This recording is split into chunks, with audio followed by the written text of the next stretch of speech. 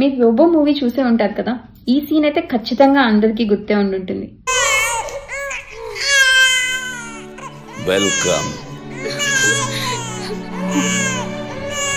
ఇలానే ఒక 34 weeks mother నా దగ్గరకు వచ్చారు. తనకి బ్రీచ్ పొజిషన్ ఉందని. బిడ్డ తలకిందులైంది, మెడకు పేగు చుట్టుకుంది. 9th మంత్ వచ్చేసింది. ఇంకా బేబీ తిరగకపోతే అది ఖచ్చితంగా తిరగదు. నార్మల్ డెలివరీ పాసిబుల్ కాదు. పాపం తన్ని అందరూ భయపెట్టేశారు. బేబీ 37 వీక్స్ కూడా ఇంకా బ్రీచ్ లోనే ఉండింది. సో అప్పుడు నేను ఇలా చెప్పాను, సిజేరియన్ అవసరం లేదు, నేను నార్మల్ డెలివరీ చేయగలను. నేను మీకు 2 ఆప్షన్స్ ఇస్తాను. ఒకటి వెజైనల్ బ్రీచ్ డెలివరీ, అంటే ఎదురుకాలతోనే నార్మల్ గా డెలివరీ అవ్వడానికి ట్రై చేయడం. రెండవది ఈసీవీ, అంటే నేను బేబీని టర్న్ చేయడం. అప్పుడు నేను ఎగ్జాక్ట్లీ ఇదే సీన్ చెప్పి ఇలా టర్న్ చేస్తారు అని చెప్పాను. మేము 37 వీక్స్ కి ఈసీవీ ట్రై చేసాం, అది సక్సెస్ కూడా అయింది.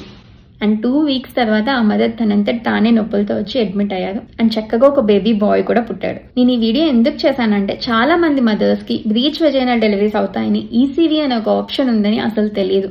సో బ్రీచ్ అనగానే డైరెక్ట్ గా వెళ్లి సిజేరియన్ సెక్షన్ చేయించుకుంటారు. సో అలా అవసరం లేదు అని తెలుసుకోవడానికి ఈ వీడియో. సో మీకు తెలిసిన మదర్స్ కి తప్పకుండా షేర్ చేయండి. Thank you.